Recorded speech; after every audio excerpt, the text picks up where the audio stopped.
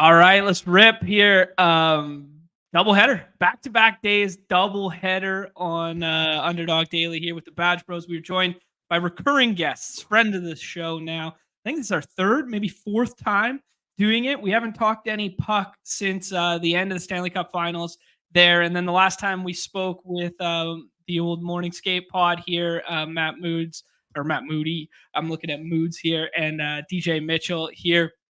Last time we spoke, we were diving into the Zamboni streets. Well, now we got the Best Puck Classic up on Underdog, so we got to get tuned up for this season. And in Nez's race for 1K drafts, I imagine he's going to be mixing in some puck.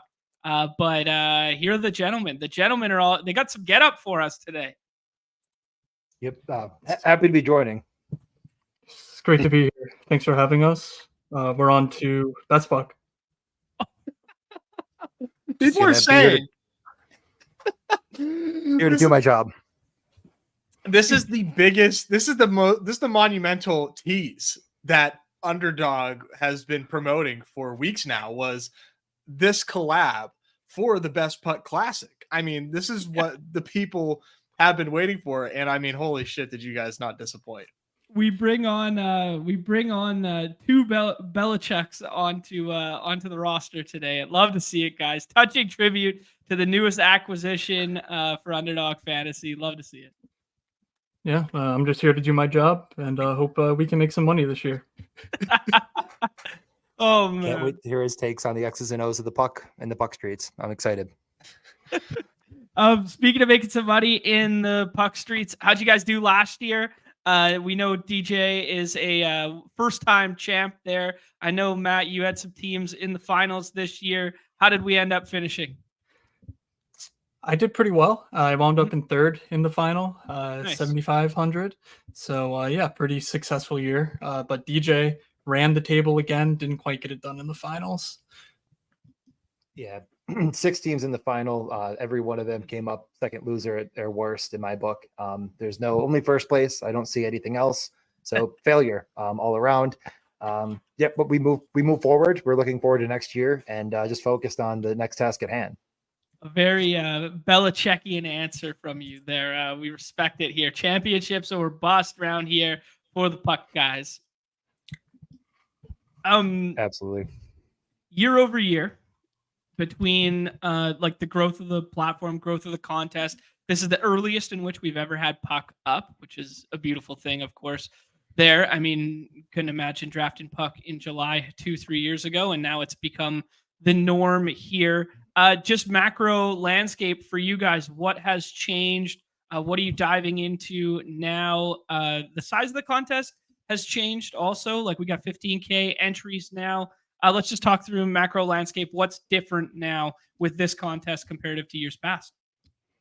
It's interesting. Not a ton is different as far as the way the structure is set up, the advancement. Like if you played last year and you're just diving back in for this year, it's almost a dead replica. The main difference is that the prize pool is much flatter across the board. Now $15 per entry instead of $10. So, you know, it's a good bit more to max enter it. But I think that sort of paid off in the finals where it's a much flatter payout structure up to the 25K top prize, which is identical to last year as well. So the rules are the same. You know, the payouts are flatter, but largely speaking, you know, it feels the same, I think, when you're drafting. Okay. Yeah, I would agree. I mean, I think the biggest takeaways, and we'll kind of get into it. We don't want to go too deep in the weeds on strategy. Matt's already done a ton of really, really good articles. Basically took the Mike Leone, best ball manifesto and put it into a hockey sense. So if you want to get way more in the weeds, definitely check out, Fake Moods and his primary points. I guess on like a fundamental level, I think the things we learned and that we're using more are just drafting goalies a little bit earlier than we did last year, trying to make sure we're getting a little bit more of our allocation in that position. Other than that, I don't think much changed. Our biggest edge, I think, was probably player takes and structure, and structure is getting a little bit sharper. Player takes are getting maybe a bit sharper, but really it's just the positions that change. So like last year we had way more centers that were going to be top producers. This year, a lot of those centers rightfully switched to wing because that's where they play. So it's like a very little minute details, nothing that is getting crazy. And I think maybe the best way I summed it up on our last stream was I'm no longer going 0 centers, 7 wingers, 1 defenseman, 2 goalies. Like, you kind of have to get a center now. And I think, we talked beforehand, like, if you're brand new to this and you're like, well, I get the 3 centers, 7 wingers, 3 defensemen, 3 goalies, maybe a little deeper. I think it's a 1 center, 4 wingers, 1 defenseman, 2 goalies is like, that's where you want to get to or close to it. Okay. So again, I think just maybe, and it's funny just because NFL is getting so incredibly deep in the weeds now that it's just unbelievable. And hockey, it's like, really, we're just looking at like the very basics, and you'll see so many people fail and stub their toe like 3 or 4 a lobby. So not that you have to get crazy, but I do think we're starting to factor it down. Matt, I'll send it back to you in the studio. It is kind of stunning almost just how, like, when you think of it, it's pretty obvious that the 3-7-3-3, like DJ just outlined, is like the ideal roster construction. When you think of the scoring, when you think of the flex position, it all makes sense. Yet, I mean, we're at like 55% of the field utilizing that build. It is not like overwhelmingly popular based on last year's data. And of course, I expect that to continue to trend, more toward an equilibrium and toward the perfect game theory type play. So if you just stick to that structure, I honestly think you're in a pretty good spot. Like, it's not that difficult to just stay on track. So go ahead, John. No, sorry, I was just going to say to the roster, the 2-6-8-2 of our generation in puck is the 3-7-3-3. Yeah, absolutely. Okay, cool. And then the deviation that we talk about in football that goes away from that stuff, and we go, pile on, the 2-7-7-2s and stuff like that. If we try and go gal brain like that in the puck streets right now, we're doing ourselves a disservice. You're probably not capturing enough like benefit for the risk that it causes, that it forces you into. If you're taking only 2 at a position like center, defense, or goalie, you're at the whims of the schedule. There's multiple games per week per player, so like whether you get 2 games or 4 games in a week, it's kind of random. So and injuries, of course, happen somewhat frequently, not quite as regularly as like running backs in football, of course. But like injuries are a thing. Players will miss a week or 2 from time to time. And you're eating a lot of risk for what I don't see as much benefit. Like last year, I did 143 3-7-3-3s of my 150. I advanced 0 of the teams that I got fancy in, and that's just anecdotal, but like, it kind of goes to show I was intentional about, okay, well, I have enough, goalie depth here. Let me try and get fancy. It ended up not working for one reason or another. So, And I think a little further is like, as we move, and again, it's very similar to the way football went, where it's like, let's figure this out a little bit. Let's start building towards the finals. Let's start, going a little bit deeper and deeper and deeper. And like, as we are getting deeper, we are realizing that some of our heuristics, as far as you can wait, like I said before, wait as long as you want in defensemen and centers, really didn't help you as much in the playoffs and the finals. So we're not reinventing the wheel here. We're just kind of, adding a couple more bolts, adding a couple more, just maybe making the rubber a little thicker, especially when you look at the center position in general, where I was like, yep, I don't mind it. Like I said, I mean, there was multiple teams and some that advanced and some didn't, that I didn't draft the center before I filled my entire wing position. And like that kind of allocation, you could get lucky enough to advance, but it actually killed you in the finals. And oh man, the McKinnon of it all was a tough break, but it's definitely, I think we're getting closer and closer to figuring this out as with football, but we're never going to be 100%, ever. So just, and it doesn't matter because most of the people we're drafting against, especially as time goes on, are truly having 0 idea what they're doing.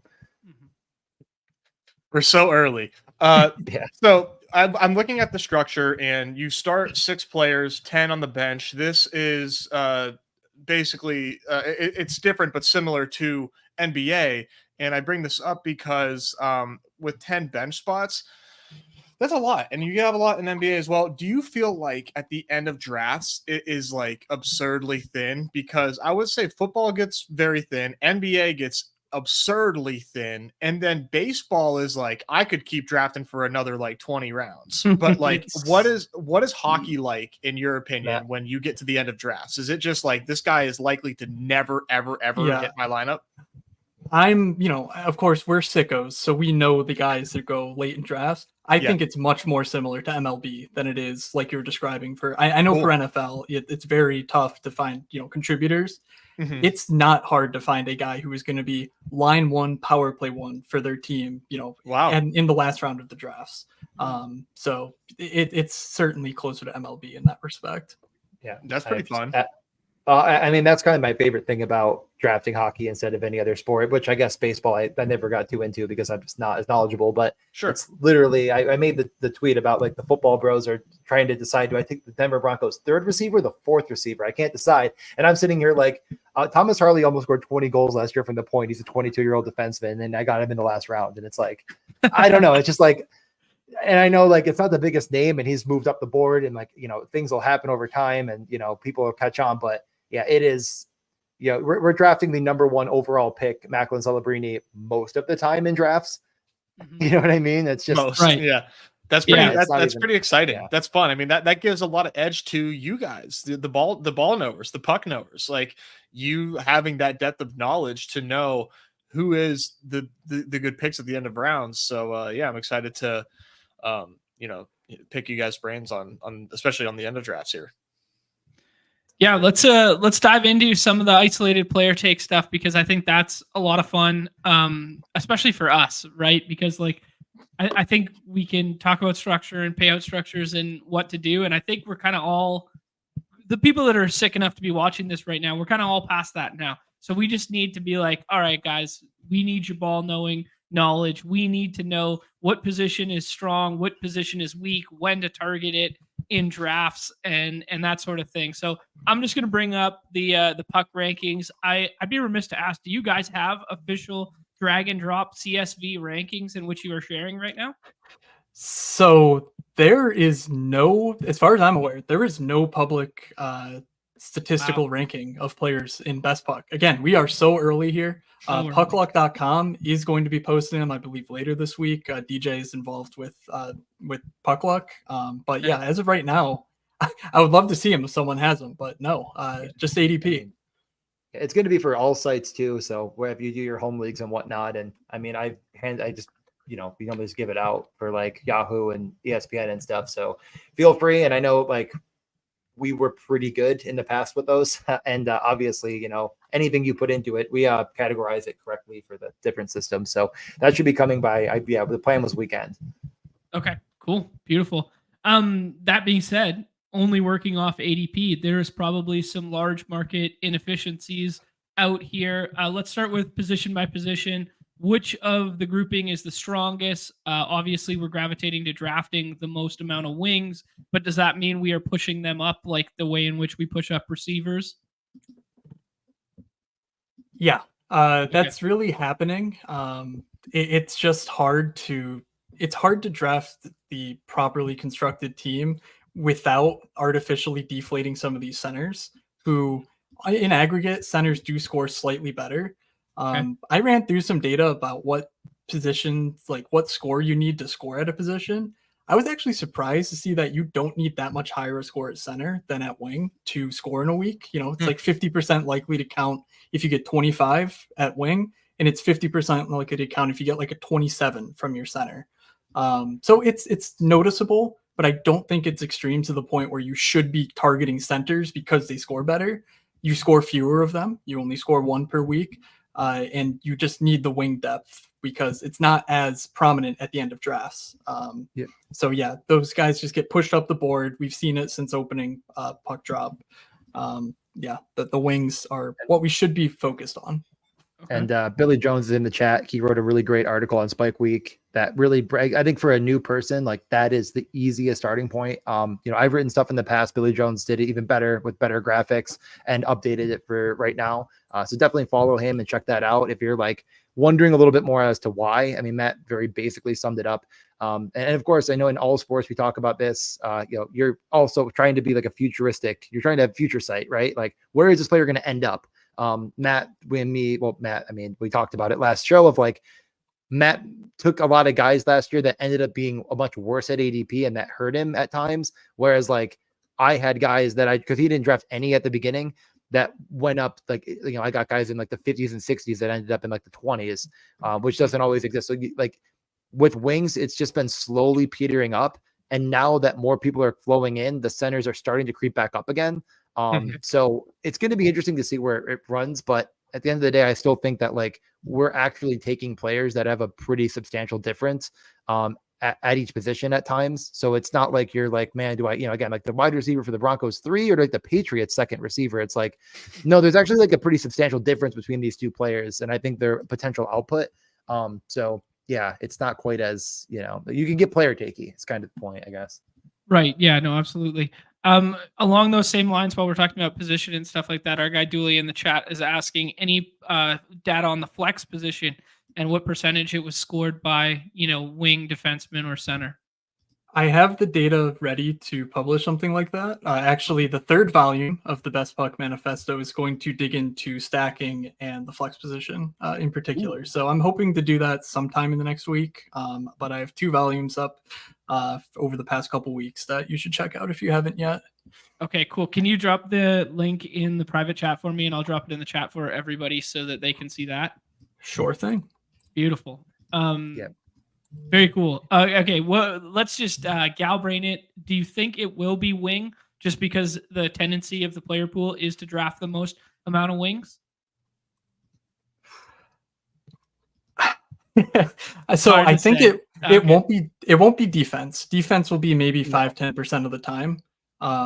Maybe a tad better than that based on the what I was saying, it being not that different. But I do think it'll be slightly weighted towards centers. If I had to guess, maybe 45, 40, 15, something along those lines, center, wing, D. Yeah. Okay. Yeah. I mean, I talked about this, like every single draft, you got to take what's given to you. And when you're in, again, a lot of these slow drafts, there's a lot more people that are newbies, and you can take more advantage of that winger depth. But it comes at the cost of losing out on some of those centers early on because people are just like, oh, I'll take Tim Stützle anyways. And it's like, that's your 4th center and pick 80. Like that lineup's dead, but it could have cost you that Brady Stützle connection. Right. So like, I do think you just have to be mindful of your lobby in general to like when that's going to end up getting you to your maximum peak. So I think that, your best case scenario, of course, is that you get that perfect correlation in the playoffs that ends up peaking together. And that's often should look like a winger center situation. So, again, don't get overboard with stacking. And I think that's going to come out in the math, and Matt's going to talk about it. I mean, I've said this same line like 10 times. Stacking is like chocolate in hockey. It's good to have a little bit, but when you have too much, it can cause problems. So like you want to get involved with it. You want to get pieces. You want to try to be calculated with it. But again, if you take 5 guys on the Penguins, you're probably eating too much of You're probably winning the whole thing. Sorry, I didn't mean to cut you off. Listen, I got my Mario Lemieux right here for you. I see it. I wish I had my Yager in the back, man. That's a shame. 2002 All-Star. Well, the Robo Penguin. Is Yager still hasn't retired yet, right? Or he just did. He plays in Czechia for the team he owns. Yeah, he's like a player owner. So dope. God, that's the literally dream, just right? to keep the team alive. Like he's like, yeah, I don't even like. I just got to keep this team going. Like it's literally the whole thing. Why he wasn't, because the Penguins finally retired his number, but they wouldn't do it because he was still active. And again, the league, the NHL is a lot like baseball with these stupid, dumb rules where it's like, holy crap, like the guy is literally like turning 60 soon. Like he's playing as a bit. Shea Weber is under contract with an NHL team and just got inducted into the Hall of Fame. Yet Jaromir Jagr has not played in years, but because he's still technically active, can't be inducted. It's insane. It's a great. That is insane. I loved Weber, man. Good BC kid. He was fucking nails. Huge clapper. Yep. Loved They don't make him like they used to. No, they don't, man. That throwback style, Shea Weber, Dion Phaneuf. Oh, big who would love Shea Weber? Is Bill Belichick. That's a guy that gets out there, he blocks, puts the body on the line. That's a guy that knew his role and played it. He was really good defensively. He got into the corners, battled in the trenches. Just my kind of player. Wasn't a first round pick, wasn't a showboater. Got out there, knew his role, got it done, put his life on the line for his country and his team. Many are saying he did his job. Many. Too good, guys. Too good. Let's talk about some other stuff associated with it. You said you guys were taking we were kind of taking the approach of filling out our roster more so, like filling out our quote unquote starters and then dumping into the bench stuff, kind of like how you would treat an old school home league when we were 15 years old. But that holds true here for you guys. So that's pushing up goalies. Are there any targets in particular at the goalie position? Or I saw one in the chat here from our guy Dooley, ambiguous situations that you guys are targeting. What are you guys thinking with the goaltender position? As of right now, the ambiguous situations are kind of scary. Okay. It's really tough to fall into when you think of the way that we're spread out across 25 weeks. And if you get a goalie who's in the bad half of an ambiguous situation, he might get 30 starts, just sort of like scheduled. You know, the 1A will get 50, the 1B will get 30. Like that's just sort of how this current NHL works. And so if you catch the bad end of that split, you're looking at maybe 1, max 2 starts in a week. That's not good enough to score, especially if you are properly prioritizing number 1 goalies, you know, early in the first 5-6 rounds of your draft. If you have a number 1, like, yeah, it's nice to have a guy to fill in the gaps for when he has a light week or when he has a sucky week or if he gets hurt for a bit. But if you're only getting 1 or 2 starts from a not that talented guy who goes late in drafts, you're probably battling uphill. We'll know more when camp starts and we'll be able to adjust to, you know, what beat reporters are saying about the splits and what the coaches say and everything like that. But as of right now, I think it's pretty important to actually avoid those ambiguous situations. Yeah. I that's kind of what I've been really trying to do is get 2 non-ambiguous situations and then maybe buy in on a third. A lot of the guys that the ambiguity is lessened on, such as your Sam Harrisons, et cetera, have moved up enough to where it's really difficult to even get guys, again, like the Flyers goalie that never really was a starter, but kind of has to be.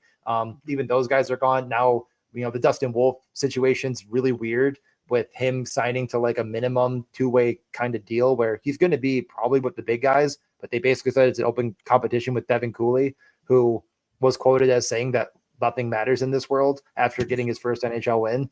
Oh my So God, it's I love him. Definitely look up that quote. It was the most unbelievable thing. He had like 58 saves for the Sharks, and they're like, "How you feel?" He's like, "Nothing matters. We're all gonna die anyways." And then just like, Fuck yeah, let's go. I love goalies, man. But yeah, no, This but guy's Dustin been Wolf, like, slapped by the variants too many times in BBM. You know, Yeah, you know who would like that quote? tell me, Matt. Yeah, no, yeah. So it's just like we're already getting news. It's already kind of flowing, but there's a lot of situations down the pipe that are getting tougher. With that, like you could buy on Dan Vladar now, who seemingly was going to be maybe a bit forgotten about. Kind of seems like he's the starter for Calgary, which is a bit surprising. So the training camp news actually is really important and matters in hockey because we don't get a ton of it. It's not every single catch in shorts and every single coach saying anything ever. It's like, right. Yeah, basically the sport's better is what I'm getting at. I don't know if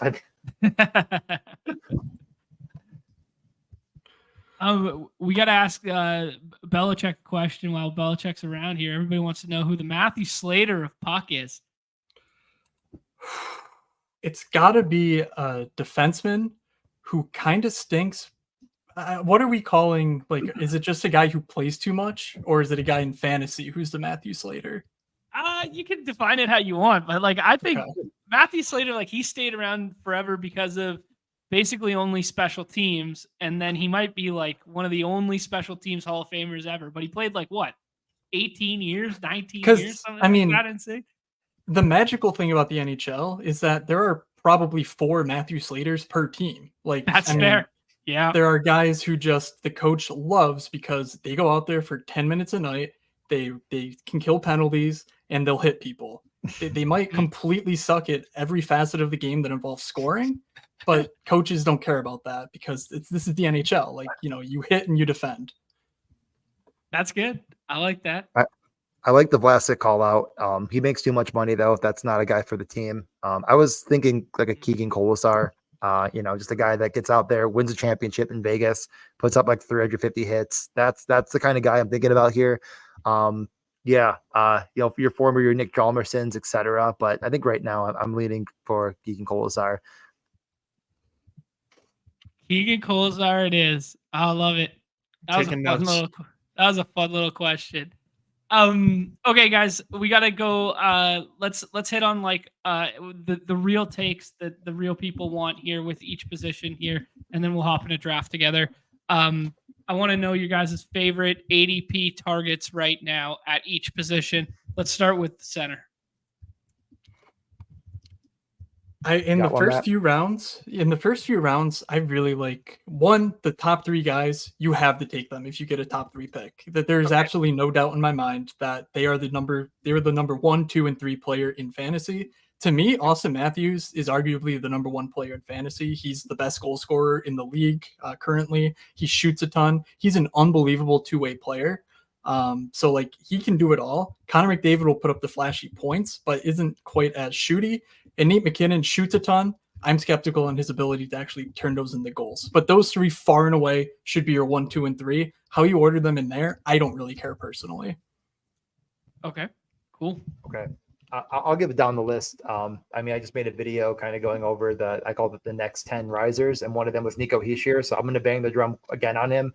Just a guy that like had a down year, but so did the entire team. There were so many injuries. After Lindy Ruff left, he was one of the top 50 in points per game alongside Timo Meier when they were at full go. Like, I think that sky's the limit on this guy. The rates have been a little bit hit or miss. At times they're great. At times he kind of just ends up being a pass first player, but you're not really that worried about it. I think that he could be a guy that gets back to like 85, 90 points. He's the number 1 overall pick in the past. I don't really know why he continues to fall. Okay. And yeah, I basically made him like the Joel Eriksson Ek of last year. Like, I think that's this very similar comparable, maybe not an exactly play style. And like, there's a bit of both of them relying on having some talent around them, but they both do. So who cares? Like, it doesn't matter if they're not, that's why they're not going number 1. Like, they're not complete standalone entities, but they're on good teams. They don't have to be. Right. Yeah, no, good shouts there. Do you think if he was a winger, him and Timo would just flip spots, ADP wise? Or is it not that significant? Like, Timo's still worth his pick? I don't think it's that significant. Timo has a long history of being an unbelievable rate shooter. Like the rest of the team, like DJ said, last year was a down year for Timo, but he really did turn it on after the new coach came in, and sort of went back to those pre-established. Yeah. I think it was 20, 30 points after the final 21 games of the year after Lindy Ruff was fired, and that kind of carried both of them. But yeah, like not all the way. And Timo also hits a ton too. So like there's just a better floor in general. But I think Timo would easily be going, 50 spots ahead of where he is now, closer. Could be closer, but maybe not quite all the way. Lindy Ruff's like a traditional defensive minded coach, right? Like yes and no. Yeah. Matt, you're the expert. So I think Lindy unfairly gets maligned as a defense-only coach. Okay. He coached a team in Dallas that was, an unbelievable treat to watch. The Tyler Seguin heyday. Jamie Benn won a freaking Art Ross trophy for the most points. Like, it was an unbelievable team, and he really let them run. So I think he is pretty good about coaching to his talent. I don't know how to explain last year with the Devils. I think they were just cursed. They had no goaltending. And when you have no goaltending, you have nothing. I mean, look at the Edmonton Oilers last year. They started off the season horrible. They were in last place in the NHL. And then they found some goaltending. And what do you know? They had some confidence. They started winning games and stringing wins together. So I'm not too keen to just say, oh, well, it's a coach problem. Like, Timo was a guy who I had 0% of last year. I was banging the drum that he was a bad pick. So, like, I can certainly take that victory, but I think it's a little bit more nuanced than that. And we did see some really positive signals. Yeah. Okay, yeah, cool. I echo. I mean, John, you play hockey. Like, when your goalie's not there, I think it just changes the entire mentality of the game. And that was the entire season for a team that many were picking to win the cup. Many were picking to, at the very least, be a heavy contender, and they really weren't even close. So I really do think I agree. And I think they'll be back on track, and they get Sheldon Keefe, who is, definitely an offensive, like a minded guy. So yeah. Nice. Okay. Any other names you guys want to throw out there into the ethos at center here that would just be, not even scroll downs, but just ADPs or anyone? Connor Bedard might surprise people because he goes pretty early for what he did last year. He got hurt for a stretch. He was the number 1 overall pick last year, and he came in with this unbelievable profile that looked like he was going to be a fantasy monster. We did see that in flashes. the team was so bad, and again, he got hurt for a long stretch, that we didn't really see his full form. His prop line is he's projected to be a point a game player by the sports books. So that's a huge jump for him to make, but I think it's totally warranted where he goes right now in your lobbies. So that's a guy along with Elias Pettersson, who I think in that range, they have a possibility of going in the first round next year. I'm so sour on Pettersson because of how he played in the postseason, but he was so clearly hurt. This ADP, I think, totally reflects that. I cannot make sense of it otherwise. Okay. Yeah, I think he'd be going quite a bit earlier without it. I guess if Matt's going to continue to take the top of the board, I'll go to the bottom. I mean, I'm starting to bang the drum for Robert Thomas quite a bit. Not the lead singer of Matchbox 20, but the starting center for the St. Louis Blues. Thank you for nice clarifying. Call. Nice call. You're welcome. I wanted to make sure. I mean, again, like everything you kind of look into on this guy, it just kind of shows this trend in the right direction for fantasy, where he's starting to shoot more. A lot of those shots are coming on the power play, and it's like he clearly has that. You know, we talk about like this puck on the string, this ability to kind of move. The puck kind of flows through him to where like if the Blues get there at all, and again, like everyone thinks the Blues are bad. This is a team that would have made the playoffs last year had they been in the Eastern Conference. They had more points than the Washington Capitals. They were the last team out in the West. They're not that much worse, I don't think. And it's largely because of guys that the top line with Robert Thomas, Jordan Kyrou, and Pavel Buchnevich. Like it's all through them. It's really just getting a very concentrated offense and taking a bull case on that very late. It's something that I love to do. Like that's how I felt about Nashville last year and was rewarded. So like maybe I just, again, like that's kind of a strategy I'm just going to run back again, where if you're right, it's going to pay off in droves and it could carry so many teams. So yeah, the other two guys I mentioned are wingers, but love it. Yeah, let's jump to wingers. Matt, Matt likes Pasternak and Kucherov, I bet. So I have a major bone to pick with the people who are taking Steven Stamkos because I don't see it. They're keeping his ADP pretty high up there. I think it's still in the mid-20s. And this guy left Tampa. He left Tampa to sign with Nashville, who already employs Phil Forsberg, who, as you can see, is a top round, type player. Was incredible last year. I just don't see how goals? He was pretty close, right? He had 48. 49. Yeah, something like that. But so they already have a goal scorer. Steven Stamkos doesn't do much else at this point in his career. It would take a pretty substantial change for me to put Stamkos anywhere inside the top 50. Like, it is truly befuddling to me how this happens. And like a guy like Alex Ovechkin goes 6 spots after him. Makes no sense. The entire franchise is designed for him to score goals. He was awesome to close the year last year. I don't know why. All they want for the next 3 years. That's all they want is Chase Gretzky. That's all the franchise is for. His shot rate is still unbelievable. He's talented enough where he can get assists. Like it just makes no sense why he goes after Stamkos. So I've been banging that drum for 3 weeks and it hasn't flipped yet. So I'll just happily keep taking Ovi in the 30s. I mean, that's ridiculous. Yeah, like it. That's a really good one. I guess I'll go down the board a little bit and talk about Matt Barzal again, because this is the guy that I just continuously talk about over and over again. And this guy actually has risen a bit, but it's really just more of he's in a tough spot with goaltenders around him. Like there's a kind of a decision you're gonna have to make, and if you don't have a goalie yet, you might just need to go that route and avoid him. But a guy that just kind of exploded with his shot rate. Not exploded, but it got so much better comparatively. All the minutes in the world under Patrick Waugh, playing with Bo Horvat, I think another year under the belt is really going to help him in every capacity. And like that power play with Noah Dobson as well is just, again, that's the three-headed monster. I know Brock Nelson's there, and like Kyle Palmieri's eventually probably going to phase out, but that's kind of like another point to it though. Like some of these older guys that are just getting worse and worse, that's sort of going to help, I think, even cement him even more forward and having to be the catalyst of offense. And now that he's on the wing, I just feel like we haven't quite taken enough of a note of him comparatively to other guys like Clayton Keller. Like I just like him more.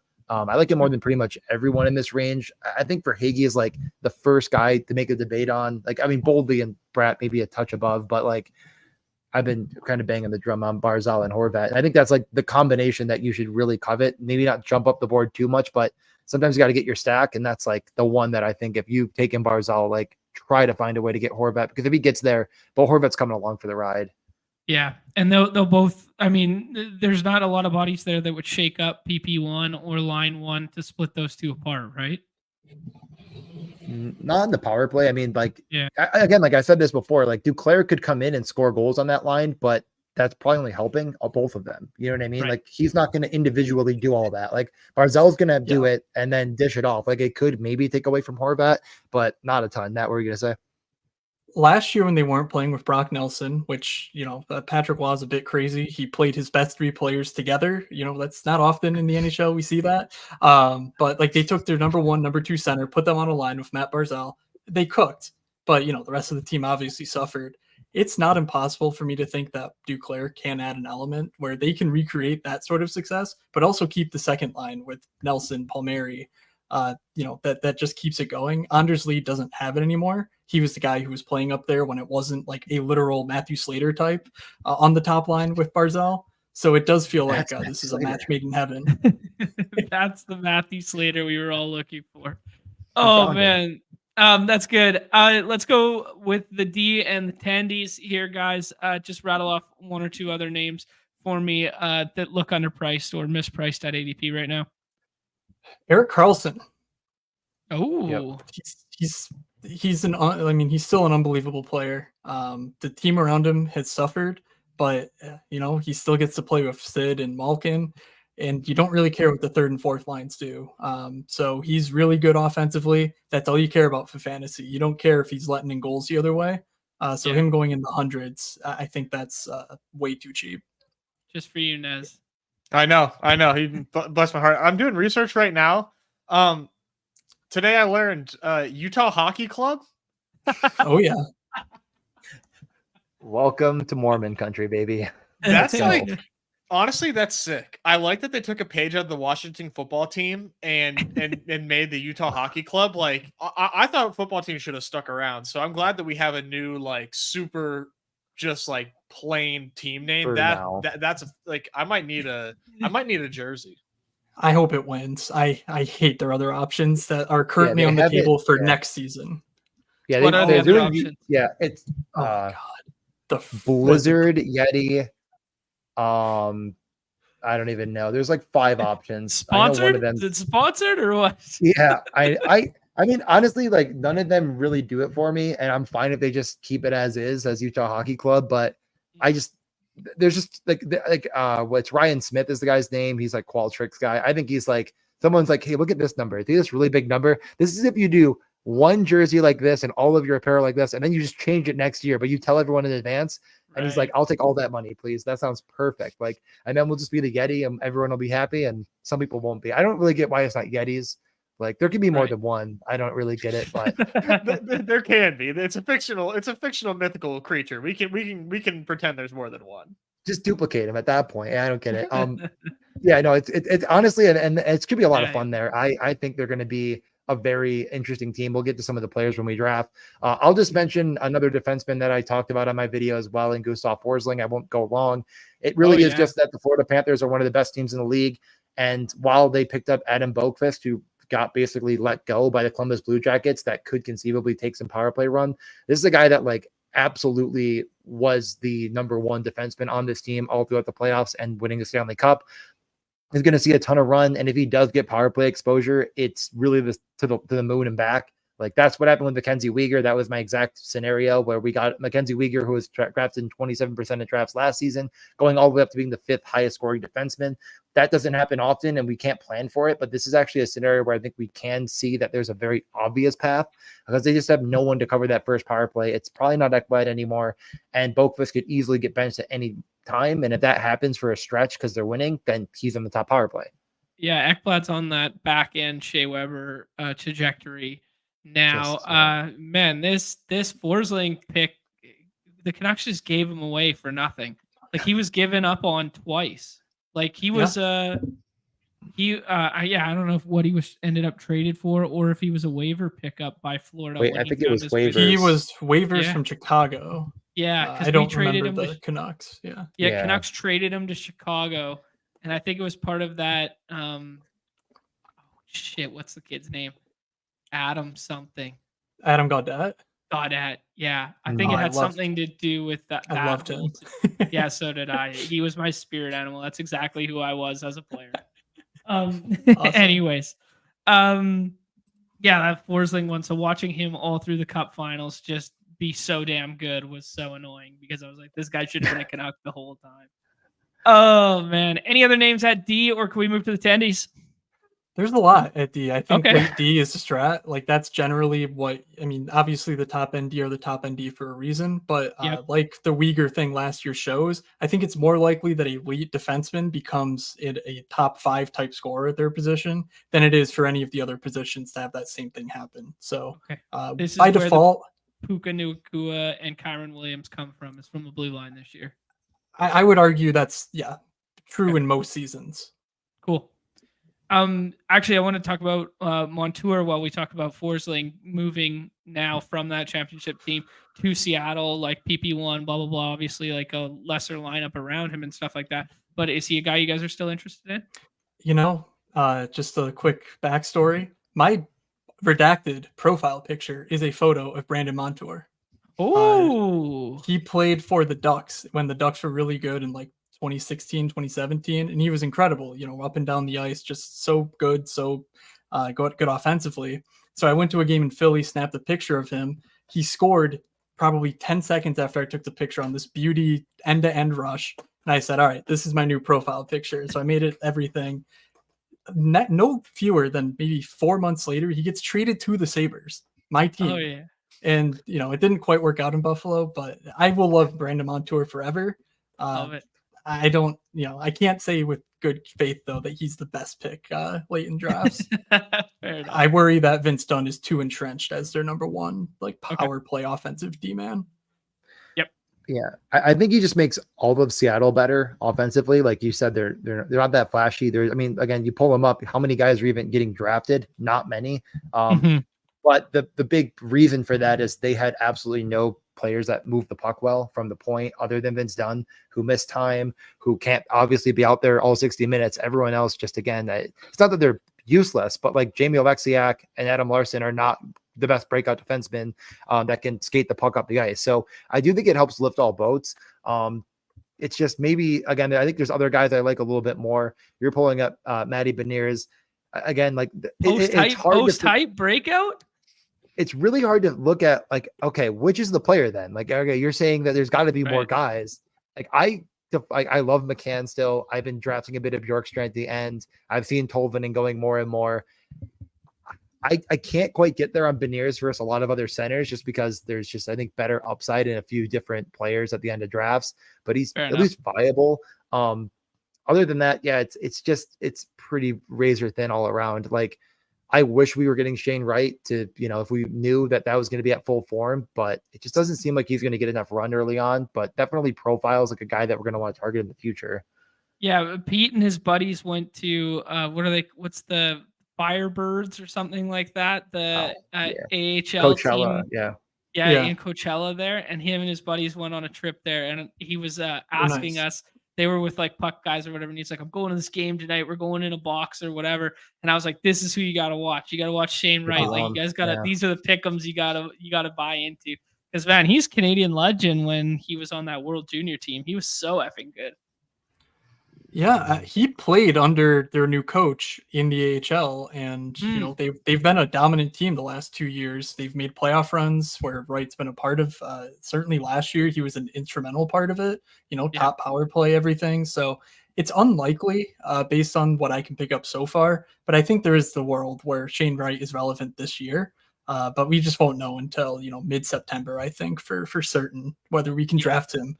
Because, as we know, there's so much downside to missing on a pick here because there's so many good options late in drafts. Yeah, fair enough. Yeah. Any last names from D and Tendy? We don't have to talk through them, but just rattle them off kind of deal. Yeah, Harley I already mentioned for sure. Yeah. I definitely been looking at Justin Falk more and more with Torrey Krug is probably done for the year. I don't know who's going to take the point in St. Louis, but Falk has definitely had it in the past and been a good rates guy. Other than that, I'm trying to think of the guy I've been taking at the very, very, very end. No, I've really just been Falk. feel like I'm missing. Oh, Seth Jones. Seth Jones is the other guy I was going to mention. Right where Forsling is as well.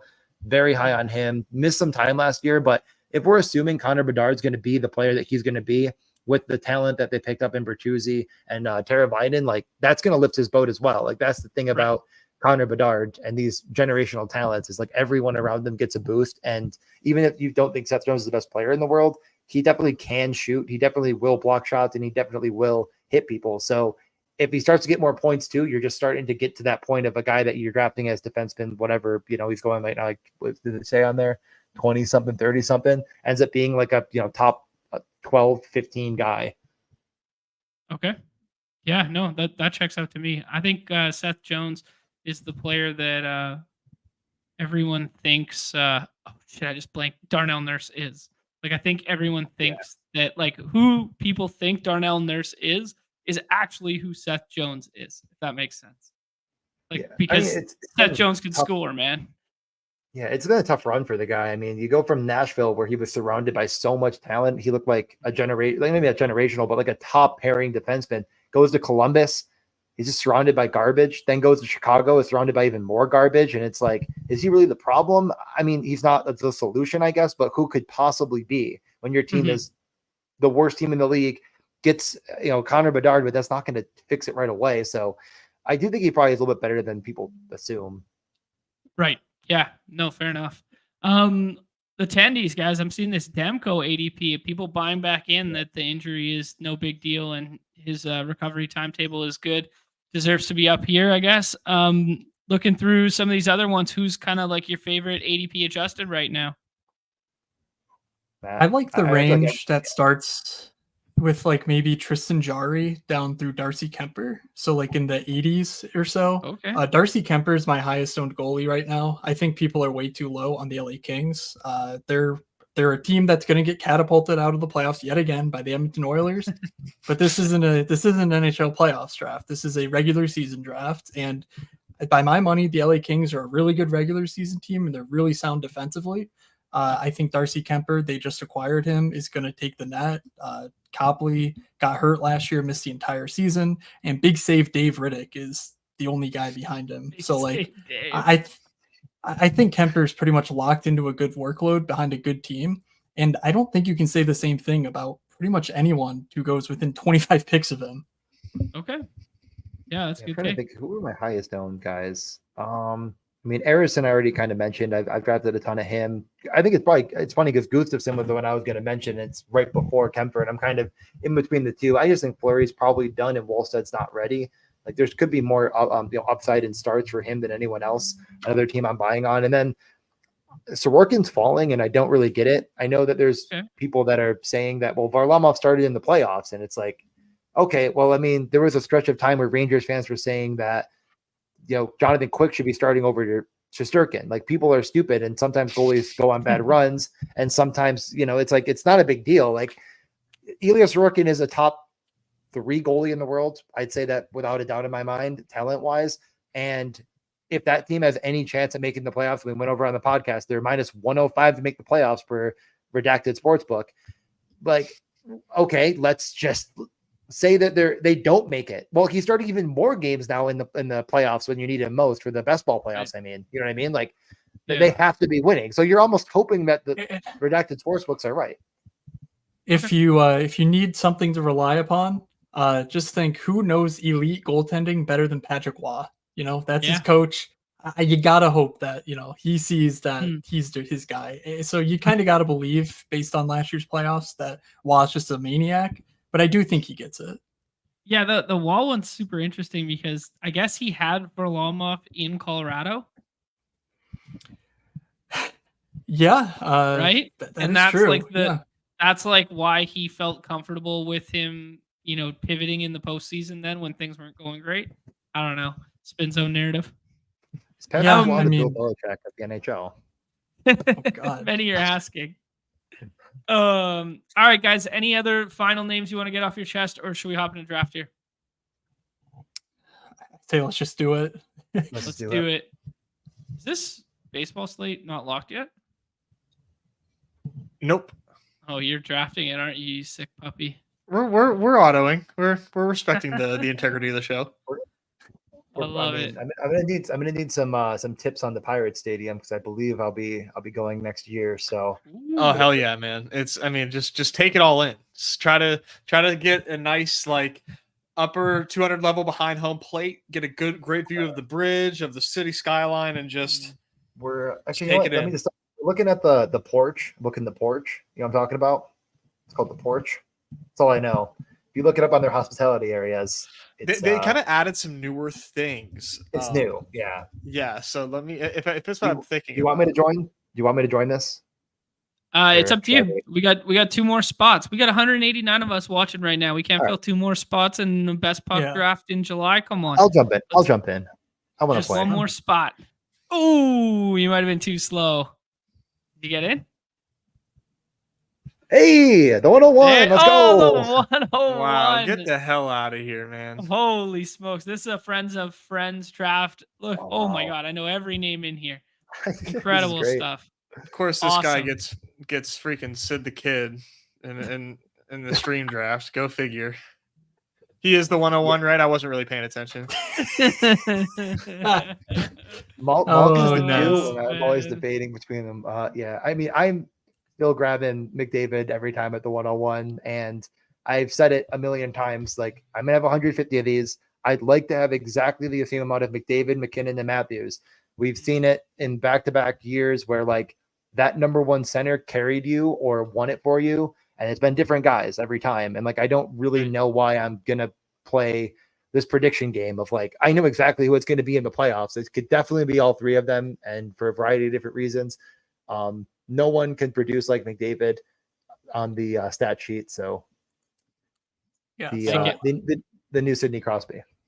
So I'm a professional. I did not join. So anyone who, okay, you got to take Austin Matthews. I've taken Matthews.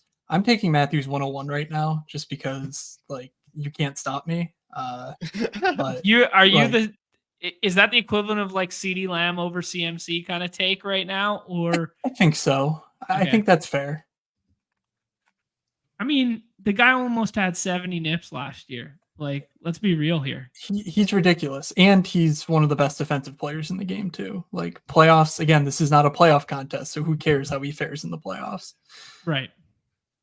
Yeah. Actually, speaking of playoffs, just in general for this format and stuff like that, because it is your traditional best ball style scoring where it's weeks and whatever. It's something we talk about with the hoop stuff, but we don't talk a whole bunch in NFL because there's actually a variety of like how many games you can get in a week there. Have you guys done deep dive on the schedule? Is the schedule out yet?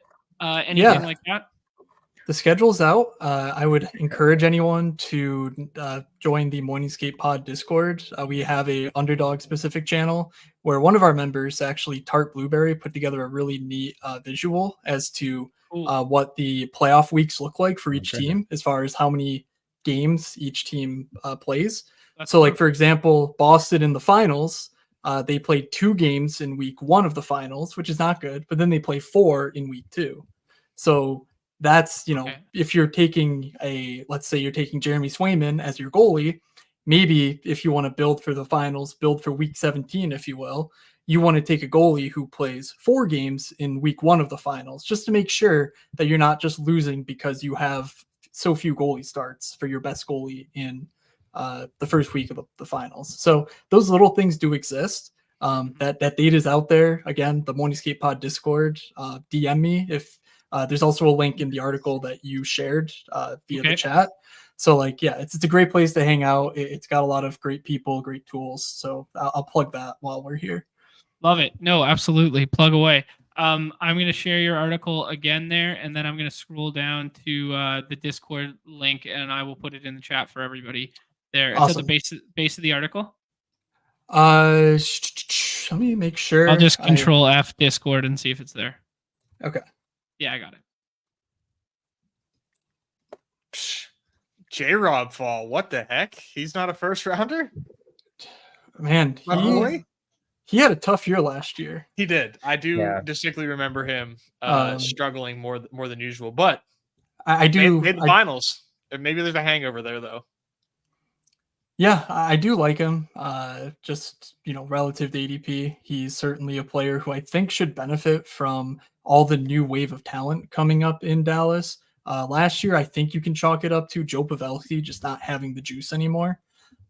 He was still an effective player as far as he wasn't terrible defensively, so he could still make weight. But 2 years ago, that line was so good because they were all playing on such a high level. And I think Robertson fell victim to Pavelski just not being able to keep up last year. So we'll see. Wyatt Johnson, Logan Stankoven. I think one of those guys will be able to elevate him and Rupe Hintz. I like that. Wyatt Johnson in the playoffs didn't end up playing a ton with him, did he? Because he ended up playing on the Ben line. Yeah. Yeah. Yeah. They have a lot of problems with what Dallas did in the playoffs.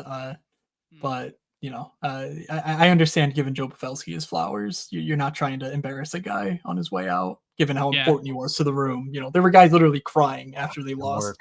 Not because they lost, but because Joe Pavelski was done. So, yeah. My mind instantly just goes put Mitch Marner on this team. That would make sense. I like Marner a lot. I will say my cat's named after Sam Reinhart, so I do love me some. Love me some Samson. All right.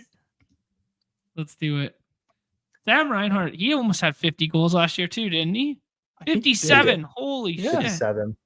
Yeah. Yeah. DJ and I actually met him. Oh, really? Yeah. We went down.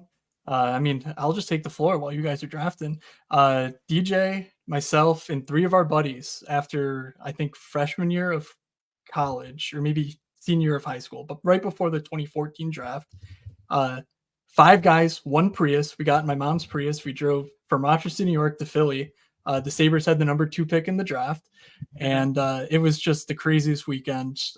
Many shenanigans unfolded, including running around the draft floor, looking in the lobby basically at the Wells Fargo Center for Samson, because that's who we wanted. We were the Sabres. We wanted Sam Reinhart. Pause really quick. We also took all of our Sabres jerseys and put Reinhart on the back of them. Sorokin. Take Sorokin. Don't give him a good answer. Let him take the bad pick, man. No. I'm here to help. I'm Woods is on my team, dude. Nez, if you need help, I'm here to help you too. But you're on. I can help you out if you have any help. If you need any help in your future drafts, man. I'm flying. Good, baby. 5 guys, 1 Prius. Oh yeah, absolutely. So DJ, I'll get back to you in a second. But the reason you don't want to take Bedard there is because if Bedard has such a good season, you're really, really stuck using him in your flex, because Austin Matthews needs to have a good season for you to do well. You're going to run out of goalies really soon. So I think getting, a goalie or another wing when you take Matthews is really important down to maybe round 5 or so. If there's a huge faller, you can consider a center, but that's what we see a lot of drafters do. And it just doesn't work. Like, you can't get enough points to get out of the regular season if you're not getting enough wing points, is sort of the general vibe that we've seen based on the data. I love that. I should have known that. I should have known better there, because I know we're only playing 3 centers and I know we have Anchor Matthews. I should have known better. That's on me. Yep. It could have been an interesting build though. It would have been fun to watch, but I guess I'll talk for a second while he gets up and probably goes get some maple syrup and a hockey stick like he did to repeat stream. No, that trip, more than that, we were what? We were just out of high school. I think we're going into college. I think we were just being degenerates. And as one does. And we were meeting prospects. There were girls that worked at the hotel. We invited them up. They came up. It was quite the trip. It was truly looking back on it, at the time we thought we were just the sickest people ever, drinking UV blue and Pabst Blue Ribbon, and it really was one of the funniest trips in the history of the world. Yeah. We went to the Phillies game and someone forgot to shut the trunk and stuff almost fell out on freaking whatever that high 95. I get pulled over with 4 drunk idiots who are 19 or 18 in my back seat, and fortunately it was fine. But I was scared. I was scared big time. Hell yeah. Oh, good time. It was a good time. Came right back in got pulled over with 4 drunk idiots in the back of my car. All to go watch the NHL draft like normal people do. You know what I mean? Yeah. And then me and Mets, we got kind of I don't even know. I guess we snuck down. I guess we snuck into the family area. We befriended an agent. He's like, "You guys want to come back tomorrow? I'll leave you tickets." And we're like, What? "Okay." Like, he was from Rochester what a too. We were beauty. just growing up with this guy. Yeah, it's literally like the second and seventh round of the draft, and we're like, "Yeah, we'll go." Like, what are we gonna do there? We were I don't sitting know. there with like not only like all the prospects are like getting drafted around us. Like we're like right there, in the second You're like round. at tables. They're like everyone's looking around. Like, are they gonna draft that kid? Like, I don't know. Like when that kid looks like he already got picked by the Sabres, but Yeah. there goes Barzal. I But take yeah, I take Barzal because DJ put me onto that one there. So I'm going to take That's good. Barzal. My heart wanted a little Quinn Hughes, but I know we could find some cheap defensemen late based on what we were talking about earlier. once Yeah, we're and done. then Oh, sorry. I was gonna say once we're done, I need you guys to give an honest 1v1 between John and I. And I want it completely objective. Just throwing that out there. Can't forget. yeah, so the next day, after we do the 2nd through 7th round, we go into the city and we're just wandering around. One of our buddies is a big soccer fan, so he's like, "Well, I want to watch the World Cup. Like, what do we do?" And so we go to Mitchell and S, like a hat store, and we asked to use their bathroom, and they're like, "Oh, we use the Lowe's Hotel for our bathroom." Like, and so they let us into the Lowe's Hotel. Really nice We're like, hotel.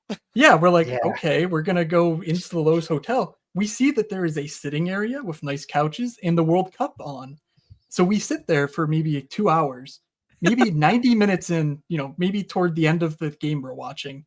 Who comes down but Sam Reinhart, because it's the hotel that the teams are, or the There's a prospects are super staying nice at. looking hotel. So it was like Reinhardt, Richie. It was like a bunch of like the top 5 picks too. Like So I think he that Ben literally, there.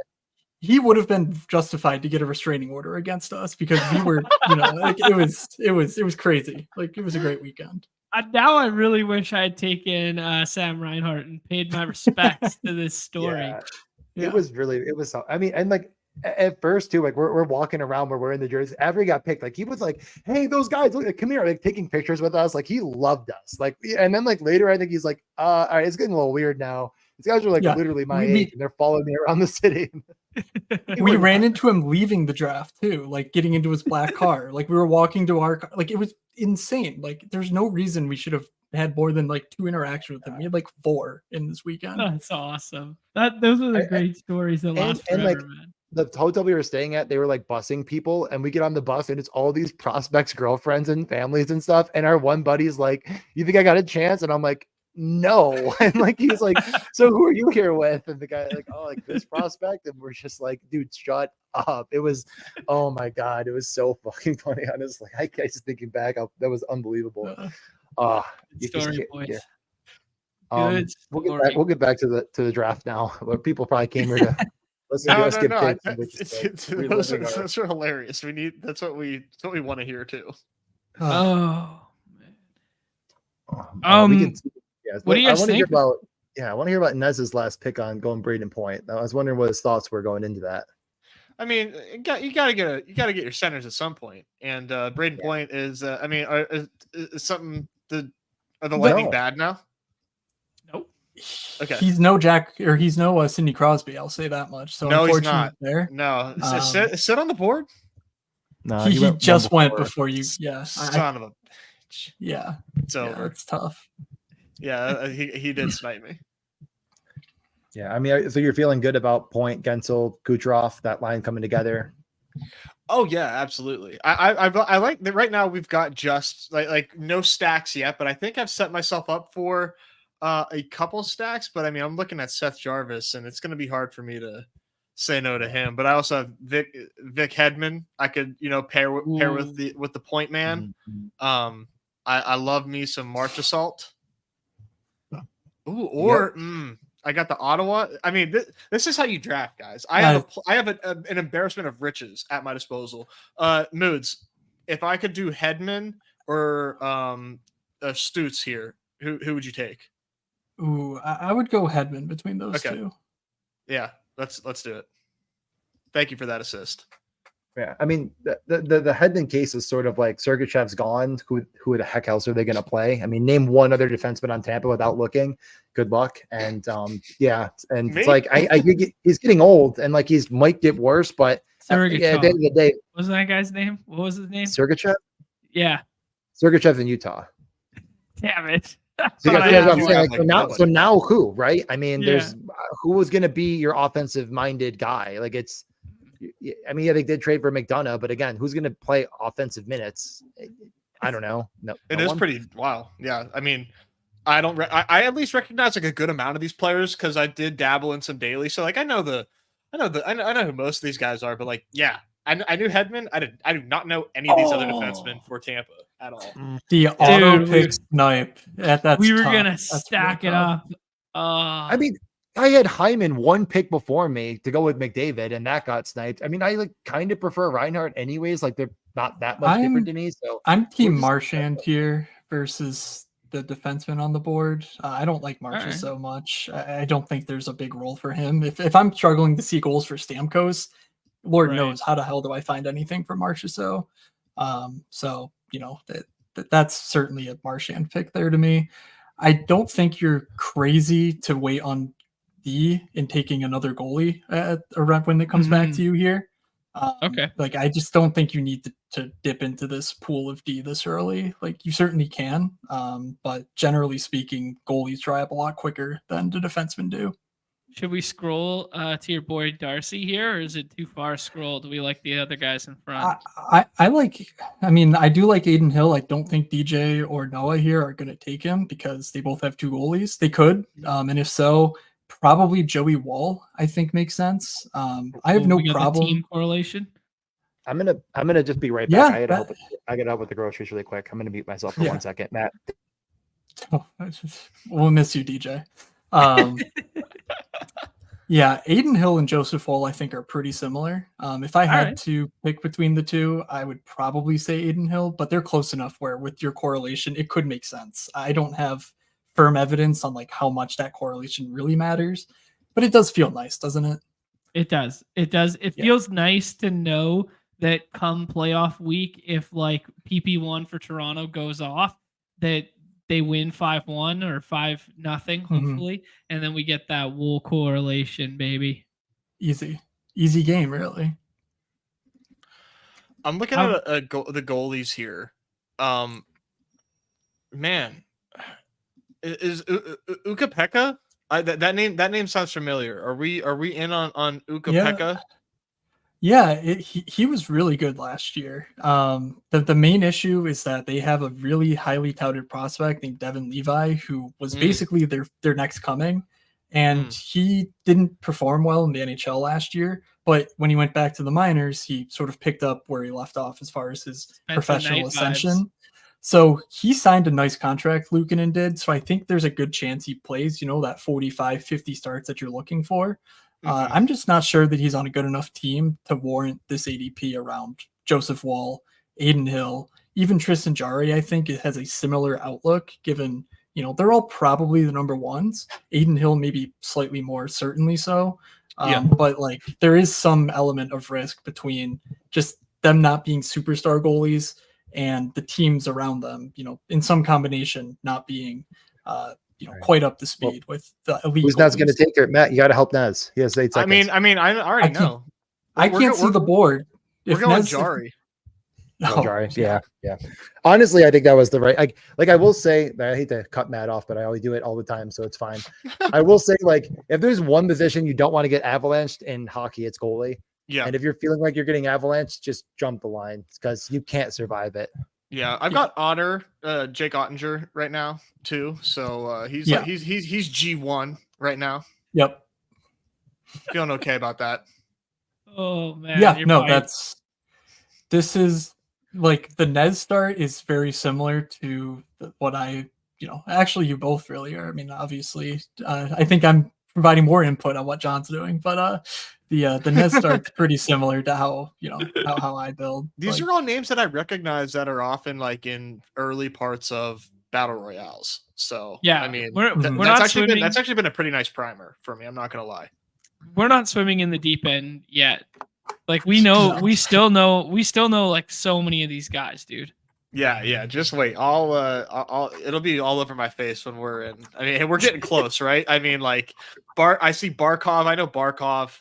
I know Yeah. Foxy.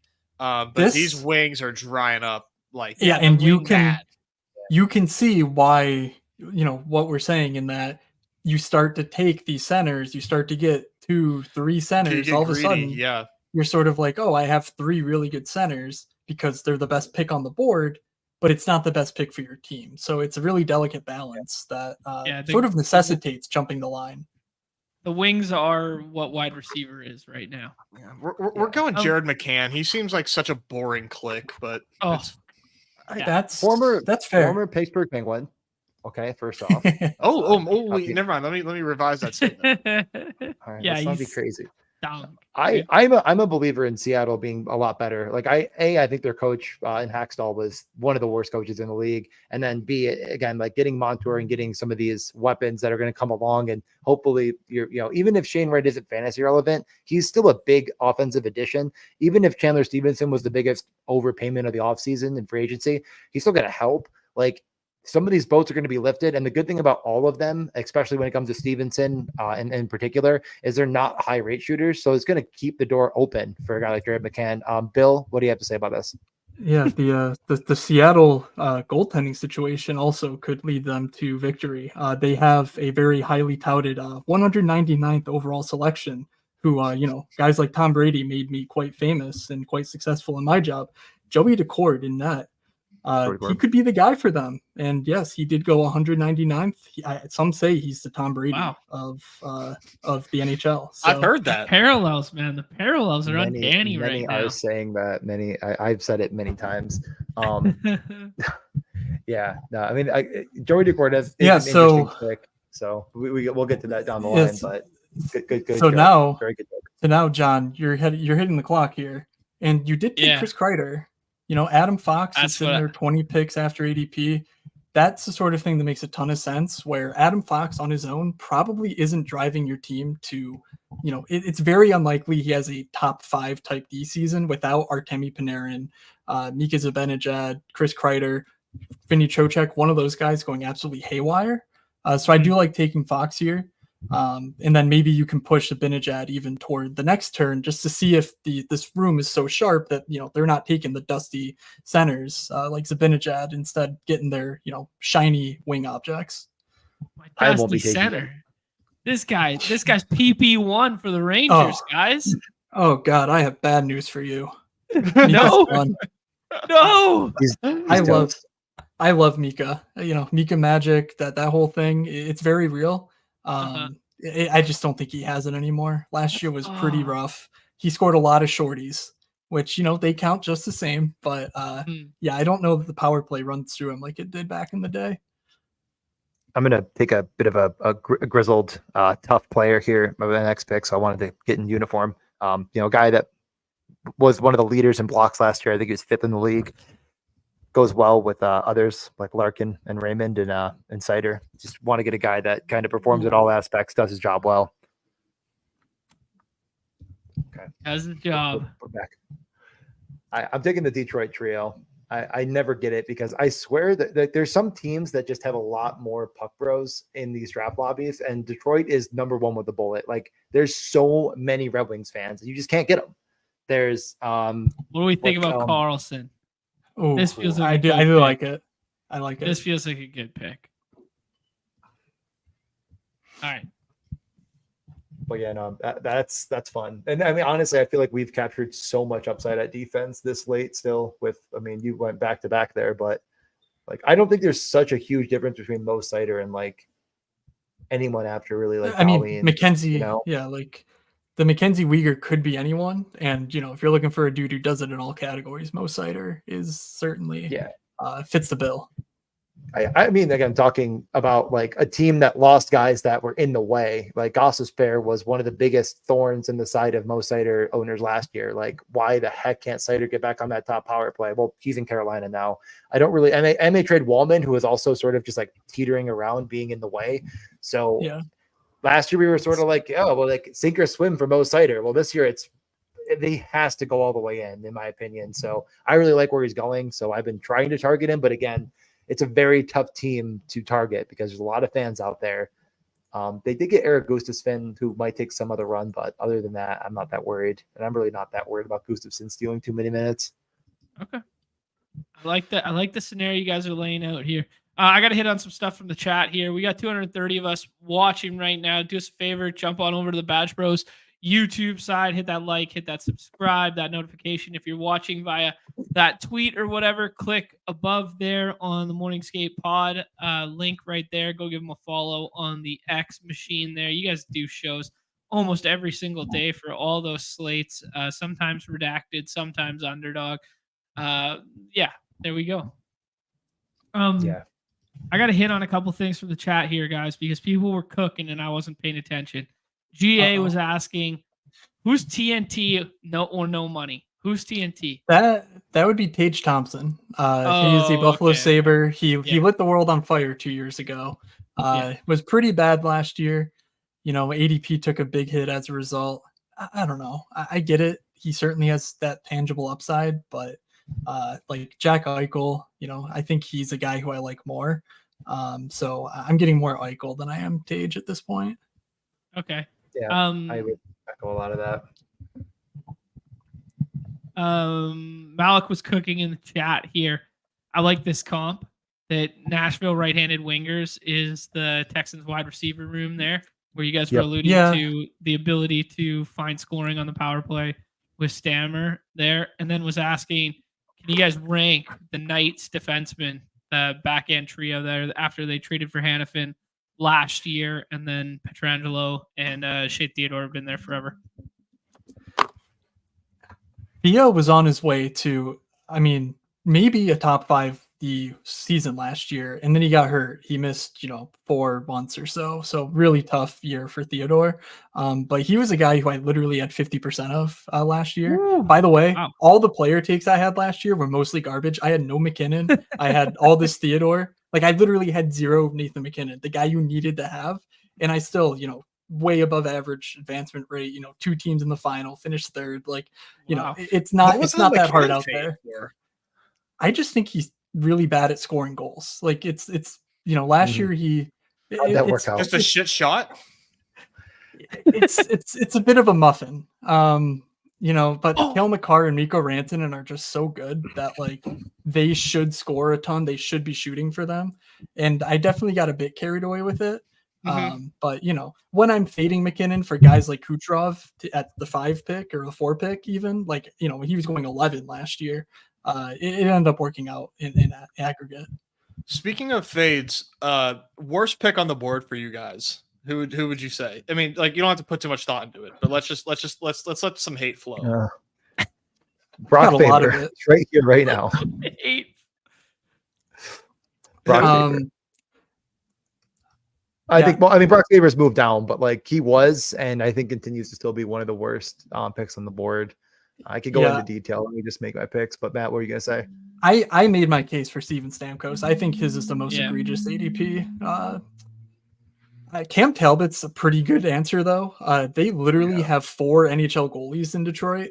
Are you serious? Talbot is probably the guy, but like it's insane. We truly do not know like who's gonna get the run in that. They have 2. I think they have 2 really good prospects too, who like are obviously blocked. So it's a tough scene. Yeah, okay, I just took Baser out of my ranks, so I'm trusting you guys.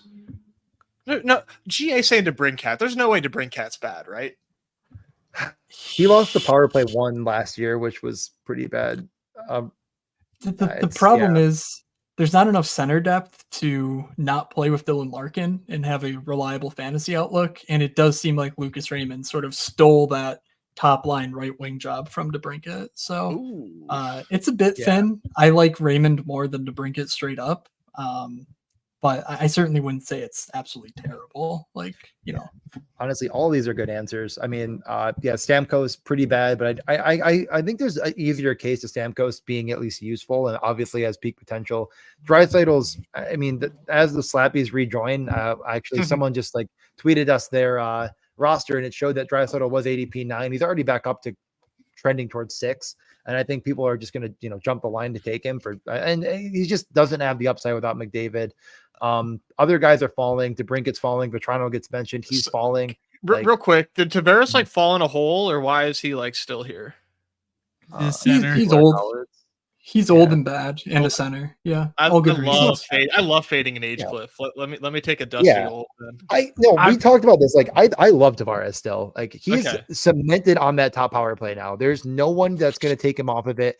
So I has him for the triple stack. Yeah, he has a wonderful safety blanket in that he's guaranteed to be playing with either William Nylander or Mitch Marner. So like it's gonna be very cushioned for him when he does fall off a cliff.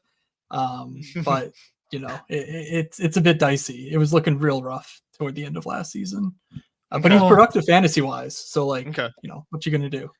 We never ranked those defensemen either, I don't think. Let's Hannafin 1, Theodore 2, and Pietrangelo 3, and I think that's order in ADP, but Hannafin should be on that top power play. Theodore, I think, is just going to have access to as much run as possible wherever, and I think could actually flow into that top power play with Hannafin just because they don't have much depth, and there's not a coach like Cassidy who will allow his defensemen to push play as much as they do. So I think both are very viable. I do worry about Pietrangelo getting there. Just the role just seems to not exist enough for him to be viable in this format. Yeah, if you like Pietrangelo, you'll love Justin Falk. Like they're basically the same player, but Justin Falk has this amazing path to a power play 1 that just is so important for defensive scoring, especially upside scoring. Like hits and blocks are cool, but you just need those points in order to score enough to be the number 1 D on a team, where you're drafting 3 of them. Okay. What do you guys think about this one? Dewey's throwing in here that Brady Tkachuk's only up there because of his hits. The ceiling is a Fugazi. He can't get there to the 100-point mark. Like some of the other guys. I saw some heat for saying Nate can't score. I mean, you want to talk about who can't score? Like Brady Tkachuk, like lives inside of goalies. So I personally think that he's a really solid pick at the mid late first round.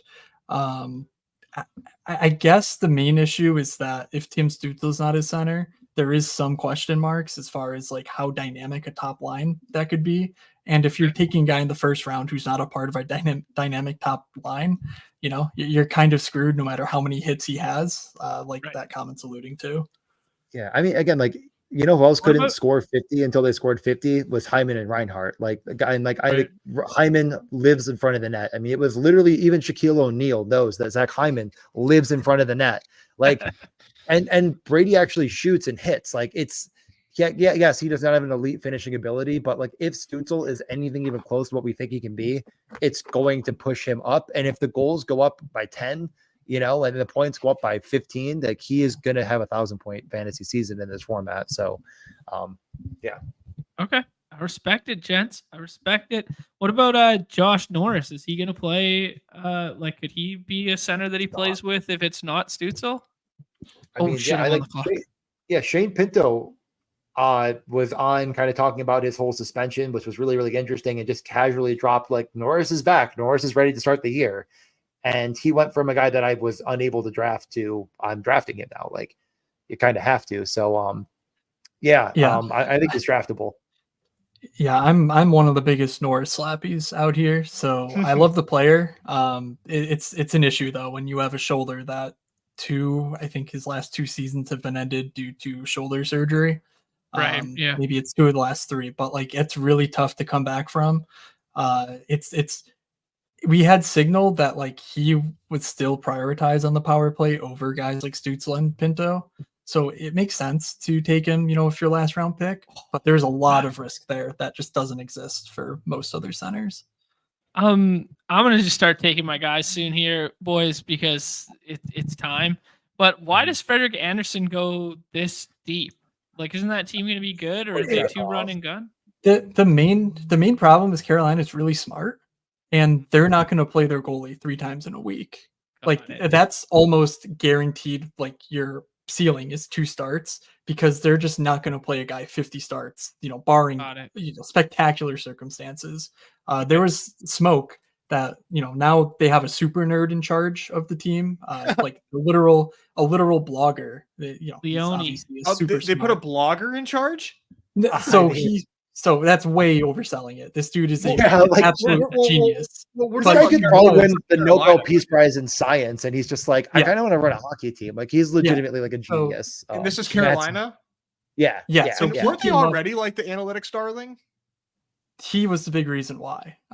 Gotcha. So he was their there, GM but now left. he runs the I team. know so much fucking puck, man. It's insane. I'm just They're Yeah. so just in on the overflowing. puck possession shit, right? I mean, I know, like the expected goal shit. Like I'm all over that. The Corsi wait, Kings. Lindholm or Nugent Hopkins? I like Lindholm. Give me the unknown versus the guy who we kind of know. Didn't you take? Oh, no, I thought. Neither. Oh, you have McAvoy. Yeah, that makes a ton of sense. Like, I'm cooking, Yeah, fellas. Like yeah. I feel bad for the haters and losers, of You're which there's basically like- dozens. you're like, how many pasta crumbs can I possibly get? That was actually an interesting analogy. Not even know what you call that, because I meant David Pasternak, but it's not like I meant real food. That was fun. But yeah, like Lindholm was actually good, and then I don't know what happened last year, and now he goes to Boston and has a premium role. So let's see if he bounces back. So do you guys like kind of finishing out? Like I'm doing the traditional 3-7-3-3. Are you guys kind of into back weighting the last part of your wing depth, or are you just attacking wing like crazy and then finishing out at center? The only position that I'm really attacking like crazy is goalie. Okay. Even the Freddie. Like Freddie is, I try to avoid having to make a pick in that range. It's real tough. Especially right now. Like closer to the season, we'll know like what these ambiguous goalie situations, like someone commented earlier, we'll know more what they look like. We don't know right now, so it's really tough to lock yourself in. And there's enough value late in drafts where I don't think you're losing a ton by trading out the certainty of a third goalie for some of the, like these guys who go super late, like you're starring them here. That just, makes sense that they can get points. They do have some semblance of a ceiling. Okay, I might have shot myself in the foot a little bit. Chikrin goes, but I'm good on that. I need a third goalie. Is Peter Mazrak for the Blackhawks? Is he losing times in the net? I worry. Sure, seems like. I don't know if there's any good options on the board. Maybe What about Grubauer. Oh Yeah, shit! I like Lino. I was gonna say, is Line like a problem? What's up with that latest blurb on him? He was in what program? Oh boy. He was in the players' assistants. Oh, you want to take it, Matt? You can take it. Is he a problematic guy? No. Okay. Kind of the opposite. He's like pretty aloof when it comes to the game, and so that was a real problem for him coming into the league. And so he was unhappy in Winnipeg. He got traded to Columbus. He was clearly dealing with something mentally. So he took basically a leave of absence in the player assistance program, it's called, for that. And then when he came out, he basically said, I want to get traded. Like, and he came out of that program and was like, I think I'm really fucking unhappy here. And then he got traded. Yeah. He was training with like Tyreek Hill too. I don't know what was going on with that, but there was a video of like him running around with like Dolphins players. I'm pretty sure it was at least Waddle. I'm pretty sure. I was what is going on? Why would you want Seagrass got taken? Good. Dude, I'm getting my guys. I mean, you're going to take Ryan O'Reilly. You're going to take do not take. Jesus now you know what it's like to draft with John, guys. Don't do this every day. Yeah. I do this every day. We're scrolling, baby. Logan is right there. You do not need a defenseman for your team. You have 3, right? Let him. Yeah, no, I'm just starring guys that I liked. I wasn't going to take them. I'm just starring guys. This is what he does, guys. This is what he does. What variant of the star method is this? This is. I have my own variant of the star method, and it's John. Scroll the F down meter of fun. How many funds can we have on a given team? So you want an Anaheim guy who can cook for you, Mason McTavish. Ooh, I didn't know. I was gonna. Tyler Bertuzzi is right there. Like, yeah, I don't know what we're thinking. We gotta take Tyler Bertuzzi. He's kind of nails too. He was OG without a visor guy too for a bit there. OG no visor, dude. Then he put it on like a one with Bedard. I was literally about to take him before I realized I had 7 wingers already. And I mean, my God. I did the fun thing of taking Macklin Celebrini with Toffoli and Zetterlund. So let's go Sharks. The team that's 25 to up. I'm all in. Oh, really? I had a lot of fun. I cooked. I kind of cooked. I think that's bold. Celebrini, he was the first They- overall pick, right? first overall pick. He's going to make the team. It sounds like he's going to be their first center. And it sounds like they are at least putting one of, if not both, wingers with him. Although I guess it's possible because I think they're left and right shots. So No, it could. they're both I right. would be. They're both right. Okay. Yeah. Why do they think That's Zetterlund super shot? unlikely. Eklund is the most likely winger for that line. And it's possible Will Smith doesn't play the center with Michael Granlund on that team. But yeah, the Sharks are looking up. They just have nothing defensively. Like it's Jake Wallman and a bunch of bums pretty much. So Jake Wallman's your guy. It's not good. Why did they? Maybe I'm wrong. I thought they had a really good finals schedule, but Vlasic was on there too.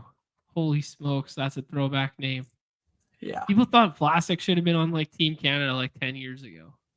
Well, I mean, he should have. Arguably, really? He was really, really solid defensively. Sorry, guys. Last round goalies. I'm sorry. Hold that thought. There are none. None. I mean, like it's my third. What do we think about Elvis? Is he in the building? Yeah, Elvis is probably your only option as a guy who has a path to being the number one. We have no idea. Samsonov is garbage for the Knights. No I like him okay. Again, in the situation you're in, it's so tough. Like I see the name Ilya. Ilya is kind of like a strong goalie name.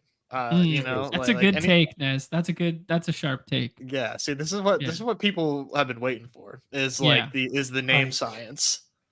Yeah, I mean, if you find yourself like there's an argument, I guess, that any of these guys, quote unquote, could be the starter, but you're just really, really struggling to be like you just lose so much if your guy's not the number one, like I was saying earlier. So it is a lesson though. It is a lesson.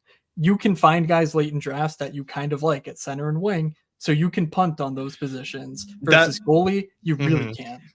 Yeah, that makes a lot of sense. Mackenzie Blackburn was going to be the top Canadian goalie when they did those Olympic lists like a couple years ago. I literally the Devils. Like, what the hell happened? I said today in Discord, we are roughly 3 weeks away from me touting Mackenzie Blackwood up to pick 138. Like, I agree. I mean, that was what I was going to say. I think it's Blackwood or honestly John Gibson. And I went on a whole thing about why I think Gibson's dust, but I think at least if you already have two really good goalies, you could convince yourself he gets traded at the deadline, which I think is decently likely. And you're just kind of hoping he gets there in the playoffs, which with a good team. What if no one could get it done in Carolina? What if no one? I'm sorry, what, Matt? Can I coach John through this? I want to get a sense of where he's feeling for this final center pick. This final center pick right now, O'Neill's for the brand. Like you have no Nashville is the problem. Yeah, but he's sick. He's nasty. He's cool. Boone Jenner for a cheeky little stack with Johnny Puck. Oh, Boone Jenner. That's language right there. A take. That's a take. My take is that them hiring Dean Evison, just the basically you're rough and tough. He's a tough guy coach. Yes. Boone Jenner's right up his alley. He's a guy who plays on a team with a bunch of rookies. Adam Fantilli's young guy, like all these rookies. Boone Jenner's going to plant his ass in front of the net. And by God, if Johnny Gaudreau still has it, I mean, Boone Jenner has to be on the power play one, I think. So PP1, baby. He's the Chad too. Say, he's the captain, right? Yeah, he's their heart and soul. He is. I don't love the pick, but I think there is a story as to why he could be, a viable player. But again, there's so many guys here. You talked me into the pick, and you don't love it now. I gave you the permission. I created a permission structure for you to draft. A permission structure? Yeah. Nez tries to create permission structures for me all the time, and I just say, fuck off, buddy. We're taking Jahar Jordan. I would have, I would have taken Pinto myself. Oh, God, but no. I can't believe Boone Jenner's a last round pick, man. That's not Pinto. I mean Norris. I said Pinto and I meant Norris. They're on the same team. But Norris, I think now that Norris is back, it's like could be wheels up, but it's tough to say. I mean, those shoulder injuries are rough. It's just when he has it, that guy is, one of the big. I think if he had never gotten injured, he would be a top 60 pick. Yeah, but like the way he was trending, it's just so disheartening. And Tilly was so soft in World Juniors. I'm out on him. Watched him for all World Juniors, and I was out on him. I'm done with this guy. Boone Jenner's the guy you need. Fuck yeah, that was awesome. Who wants some of this equity? Just Moods, because you guys were in the draft. We're not cheating out here. Moods gets equity. I will be the first ever. Is it illegal if I'm a 150 maxer already? I don't want to get you in trouble with the heads here. No, that's good. It's cool by me. At non-redacted. All right, guys, you ready for this? Me versus Nez. You guys gotta vote. It's not gonna be good for you, my friend. All right, a 3-7-3. Austin Matthews, Bo Horvat, Boone Jenner, Mitch Marner, Barzell, Kreider, Marchand, Johnny Hockey, Duclair, Bertuzzi, make you woozy, Fox, Carlson. How do you say it? Gustav Forsling, and then Sorokin, Wool, Anderson. Dude, it's pretty good, honestly. I mean, we got some stacks. This team kind of cooks. I do like that team quite a bit. If you would like some more information as to why Matthew Barzal and Bo Horvat are good selections and could be this year's Artemi Panarin and Vinny Trocheck, do check out DJ's YouTube channel. DJ, give us the link in the chat. Good there idea. We go. Tens of people said it's pretty good. Tens of people hit the thumbs up. Well, tens more are going to come do it. All right, Nez, give me your squad, dude. All right, so at center here, first off, we got a classic 3-7-3-3 build. You know, I'm not trying to do anything fancy. I'm just trying to get through and put the best team on the ice. And we've got Braden Point, John Tavares, and Elias Lindholm at center. I mean, these are damn near household names, folks. At wing, I mean, you're ready to be blown away. Brady Tkachuk, Jason Robertson, Timo Meyer, Jared McCann, Jeff Skinner, Patrick Laine, and William Eklund. John, we are a far cry away from the old naming days of puck players. I regret to inform you the bit's dead. We're too good now. I know it's not even funny anymore. At D-man, we've got Victor Hedman, Mira Heiskanen, Charlie McAvoy. At G-men, we've got Jake Ottinger, Tristan Jarry, and Elvis in the building. Marsklins. Fucking nailed it. We're so back, Nez. You nailed it, dude. Classic Elvis Marsklins. The goalie everybody knows and loves. Give me the scouting report. That was really good. God, I kind of love both teams in different ways. Like, I really, really like Nez's wingers. I think that three-headed monster up top is very tough to beat. Man, I think I'm gonna put I think I'm gonna give it to Nez myself. I'm gonna give it to Nez. I'm gonna do it. I'm gonna be brave. Matt? You know, I am invested in John's team, but I will say having Austin Matthews, I think it's just it's a cheat code. Stacking that with Mitch Marner, you know, you can't beat it. And then, you know, while I do say correlation doesn't matter, and I don't really think it does, I gotta hand it to Barzal, Horvat. You sort of landed the plane there nicely. As far as Nez's team, the Laine Eklund picks, I feel like there's a lot of uncertainty there. It could be great. Even Jeff Skinner, actually. I worry that Jeff Skinner, I mean, he needs to do a ton at 5-on-5 to be viable in Edmonton. The top power play guys to play the entire time. You know, this isn't Dallas where even if the guy's on the second unit, he's going to play, you know, a minute at a time. It's like if you're not with McDavid, you're absolutely cooked.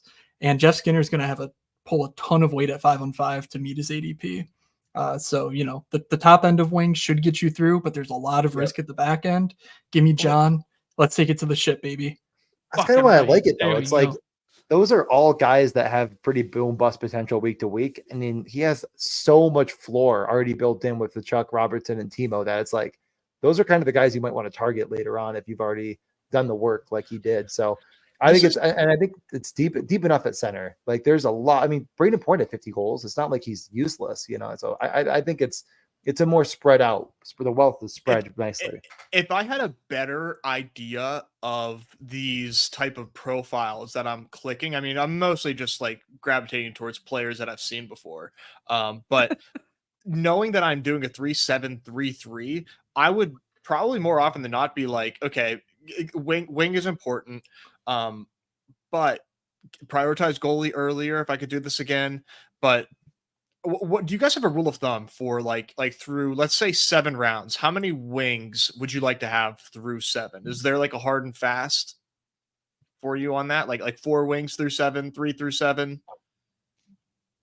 3 at the minimum. Yeah. Yeah, definitely Yeah. at least 3. I would say between wings and goalies, you probably want at least 5 or 6 through 7 rounds. Like if you're Okay. taking, 3 centers plus D, you're probably just too locked out at the wing and goalie positions later in the draft to really compete. Now, there's ways you can get out of any jail, but it just takes a lot more effort, I think, if you're not sort of following the valuation of wings and goalies first. Gotcha. Yeah, like, I can see myself doing a lot of 4 center builds if I don't get a top 3 pick.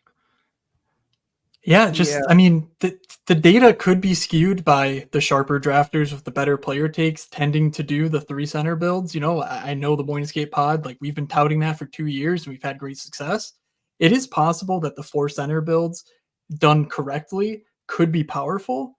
Mhm. It isn't a numbers game that I'm willing to make the risk on. Like there Yeah. are deep centers throughout the draft. You just need 1 score per week. Sure, Right. you have the safety blanket of a second scoring, but as soon as you go beyond that, like you need to have 2 wings every week. Of course. It's really tough for me to make the math work on the 4-6-3 thinking about someone like myself, where like I don't have the edge of player takes, and if I don't have, like, I know McDavid, McKinnon, and Matthews, of course, if I don't get one of those guys, I think kind of punting center, taking a bunch of shots because I don't really have that edge, and just kind of scattering my shots around while hitting the goalies and wings early. I think for somebody like myself, and maybe there's some other people here that aren't as tapped in to the ice like you guys are, potentially could be a better move. Just thinking out loud here, but this is fun. I'm definitely going to do some more. I know way more players than I expected to. Yeah. It's deep. I mean, if you've played in the daily streets on like multiple slates, Mhm. like like Lindholm was going and Line was going, and like all these names we know based on like, even if it was a 4-game slate, right? Because we know the depth of the player pool comparatively, right? Because the difference in Stacking my this, PPs. right? The difference in this in like NBA is like, even if you're like a third liner, you're still going to get like 15 minutes, and we probably drafted you in a daily at some point, right? Mhm. Yeah. That was fun, guys. That was good. I do really, it's really illuminating here at the end when you just look at like the player names that are left at wing and goalie compared to, although, man, can we leave the light on for like Jonathan Huberdeau being good again? What happened here, man? Yeah. Exactly what we thought would happen. Yeah. I feel like me and Matt, like, again, we've made some bad calls, but like I feel like the only people that were like, oh my God, Florida just absolutely fleeced Right. the Flames. I was like, maybe I'm over bearish on like how good Matt Tkachuk is, but yikes, poor Huberdeau. Yeah. But yeah, just like Huberdeau. Sorry, what? When I'm looking here at the centers and D-men comparatively, like I can tell myself a lot better stories than I can with the goalies and wings. Yeah, absolutely. Yeah. There's power play 1 upside Brent, players at all the. Yeah, I mean, Brent Gossip is- kind of is gonna. Yeah, He was like D-man 8 or 10 or something last year, was he not? He was, yeah. He was drafted in the late 70s or so, and Yeah. he failed pretty bad for me. Wow. I liked him.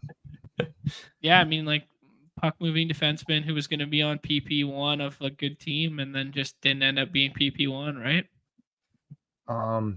Honestly, kind of was, and still sucks. Really, yeah, Right. It was impressive. Like, it was weird. I don't know. They also had like the 3rd best power play in the league last year, and I was shocked by that too. I'm like, I have no idea. I have no idea how he failed, but he's old. Yeah. He's super old, so like maybe it was just that. Gossespierre is probably taking over the top power play this year. I mean, that's why you get him. You get a guy like that to run it. I'm not sure how many minutes he's going to get. He went 182 here, but there's a lot of guys that either did or didn't get drafted, or like a lot of guys that didn't get drafted that could be on the first power play as you're showing. Yeah, I can run through my team if that's what you want. Pulling it up right now.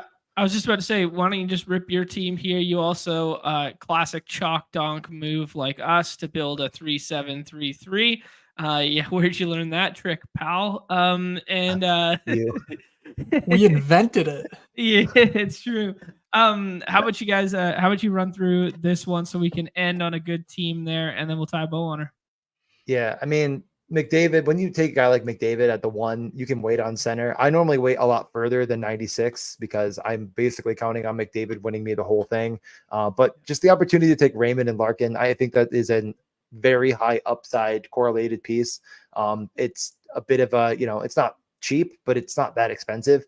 Raymond went nuclear at the end of last season. He finished with over 30 goals, and his path to upside is just fully through Dylan Larkin. Like if they get separated, he's screwed anyways. So I might as well bet on them together. I'm taking a lot of connecting. I would have preferred Barzal or Keller. Tippett and connecting. I kind of went over why I think it's not that crazy to say either are pretty much the same guy. They just paid connecting like he's a number 1 player. He's going to get all the opportunity in the world. He blocks shots. He does it all. I, of course, took Igor, so I didn't need to go goalie, but that's what the room gave me. They offered me an opportunity to take Skinner and go with that kind of McDavid bet. It's not necessary in any reason to say like, well, I have McDavid, I might as well take Stu Skinner, but it's totally fine to talk yourself into that tiebreaker of like Skinner versus Markstrom. Well, I already have McDavid, right? Like might as well go with it. That's kind of like our Wool decision there. Yeah, with Marchessault, I mean, someone's going to slip. I was going to take Tuck mainly because his jersey's right next to me over here, but he goes one before me. At that point, I'm looking at the board. I need wingers. Marchessault, still a 30-plus goal scorer, going to a team that I get it has a lot of guys, like not a lot to go around, but I think he is really, really good and will help carry guys like Stamkos at 5-on-5. If that's my assumption of what they're going to do, but I guess I don't even know if that's going to be true. But he skates the puck really well. He moves it well. I still think he'll be on the power play. Bought out the full Detroit bet. Mo Seider slipped a good bit. I already went over it. The rates are fantastic, and I think he'll be more cemented in a power play role. Another thing in my video, which again, I put the link in there, go ahead and watch it. I talked a lot about why Toffoli and Zetterlund are sort of the poor man's version of connecting Tippett last year. These like supreme rate shooters on incredibly bad teams. Well, these incredibly bad teams sometimes are only 10th worst. And when they're only 10th worst, it's because they find goal scoring and who's going to score those goals. And what if Celebrini is better? And the sports books, I did take Celebrini later. The sports books have Celebrini as like a 20-something goal scorer in his rookie season with a lot of point upside. We know that he is an incredible puck mover. He's definitely draftable. I do think it makes sense. The 15th, 16th round is where he should go still, just because we don't know about rates, which I don't expect to be fantastic. And I really worry his upside is limited to the end of the year, but that's when you need it most. And when you have a guy like McDavid already, you're kind of just hoping he could sneak into a flex spot when it counts most. I rounded out goalie with Vladar. I think he's the starter in Calgary. They basically said, well, these two are our backups. We don't know who's our backup. Well, that leaves Vladar as the starter. So he'll start to creep up the board. I'm not sure where he's going to land, but compared to the rest of this board, I think he's the best available. And I didn't want to miss any longer, even though he could have maybe slept. It could have been slept on even more because he doesn't really show when you look at the board. Kind of got a no puck. I grabbed Arvidsson. I don't think Arvidsson's going to go with McDavid often, but we don't know what their coach is going to do. So I might as well take a bet on a guy that I've always loved. He's been one of my favorite fantasy assets since I can remember. And last year was just a really bad injury-ridden season, but one of the better rate shooters in the league. He might not get power play run, but he could be one injury away to getting that power play run. So I don't mind buying on him, especially when you're in a winger, focused room. And then finally, Seth Jones. We already went over Seth Jones in a lot of detail, but Rasmus Anderson's the last one here. Mackenzie Weegar last year kind of really didn't take maybe as much power play run as you'd think. Rasmus Anderson also was like in the top 10 in block shots. It's not like this is a guy that's afraid to block the puck. He's a guy that we know can move it really well. We know he can shoot. I really just think that there's a lot of upside, and like maybe it's underthinking it to be like, let's just go back to the team that did it last year. But I don't know why not. Like they didn't get anyone that's going to take any of that run. And if Rasmus Anderson is what we thought he could be, which was one of the better, power play defensemen in the league, like, I don't know. Like I just think that that's a good buy late in drafts. Nice. Moods, I'll ask you the last question of the night. Is this team better than Nez in mine? You know, DJ, he gave some decent feedback on his team, but to me, Jonathan Marchessault, Victor Arvidsson, you're on to the playoffs. John, you and me, we're going to the finals. So, yeah, Let's give me John's go. team. I'm but done. in reality, Puck That's a guys, splendid pick. baby. yeah, from the Bill Belichick's, this has been an absolute pleasure. Thank you for having us. Thank you for letting us evangelize the great game of puck. We love Best Puck. You know, we hope Underdog posts more small NHL contests so that people can get their feet wet. But if you just want to go all in, you know, the lobby's there for you. We're trying to fill drafts every night. We do Tuesday night streams, DJ and I. And then obviously the newsletter and the other video stuff that we do. There's a constant churn of Best Puck content. If you're aware of anything else, I'm not. So, you know, we're kind of the only game in town. I love it, man. Please show us the other games in town. Yeah, and then like I already mentioned, definitely check out Billy Jones if you're brand new. He was in the chat earlier. I'll retweet his article again. Like that's a great starting point, and that stuff is a little bit deeper in the weeds, but good to get. You know, like again, like I said it to Matt before, I was like, yeah, we could just probably say Leone's manifesto. People will know what we're talking about. But if like you don't even know what that is, and you're watching this stream, then you know what I mean. Like, what have you been doing here in general? Yeah, next week I plan on having a video just going through the rankings, the best puck rankings that we get from Puck Luck, and then kind of going through some big ADP risers from that because it will, you know, bleed into it. And then I'm going to probably go back to Brian and see if he'll throw it back on the overlay tool again if he's still down. I'm assuming the answer is yes, but things may have changed. But we were on there last year, if you know what I mean. The brick draft caddy, so I'm trying to get back on there too. Love it, man. Awesome. Thank you guys so much for doing this. Love talking a little puck with you guys. Love making this a regular thing every time that we do a little best puck there. We got 260 of us still watching here. If you're doing it on the Twitter side, do us a favor, jump on over to the YouTube side, give us a thumbs up there. And then I just dropped a couple more things in the chat there. The aforementioned video that DJ did there, and then Moods' I don't know what a beehive is, but I assume it's just the same. I know it's like a blog site, right? Yeah, I've never used it before. Yeah, if you subscribe to like Pete's or Davis had, I think still has one. It's just you know, similar to Substack or something of those. Yeah, same as Substack. Yeah, that's where you will find the manifesto with those beautiful images and stuff. And you're gonna be dropping the third part of it sometime next week. Indeed. Cool. That's awesome. We need 5 more to fill one more draft there. I'm going to go walk the dog, and I'm probably going to hop in that. I'm not going to lie. I got the itch now. It's addicting. Yeah, it's good. All I right. got to get ready to play tonight. So, ooh, baby. Love it. Little 10-15 action out in Buffalo. So, love it. Nice. Love it. Summer puck, built different. All right, get after it on the ice tonight there, DJ. Thank you guys. Moods, thank you, DJ. Nez, thanks for trying your best, bro. We'll be back. Okay. We're gonna look back at this fucking team. Don't give me that patronizing bullshit. I'm about to join this next fast lobby. 25K already won. Oh man, wouldn't that be something? Boys. All right, we'll be back tomorrow, 2 p.m. Eastern, probably, maybe, Nez. We will definitely have something between tomorrow and Friday for you guys there, but we did do the double dip multiple times this week, so we will see. If you did miss off and on the clock, it is pinned somewhere around here with Pete. We did the football stuff, and then we joined Davis's stream there yesterday that is pinned somewhere around here as well for the football. Best of luck in the MLB streets tonight. Thank you guys for showing out. Morning skate pod, everybody's favorite time of show. The end. Peace.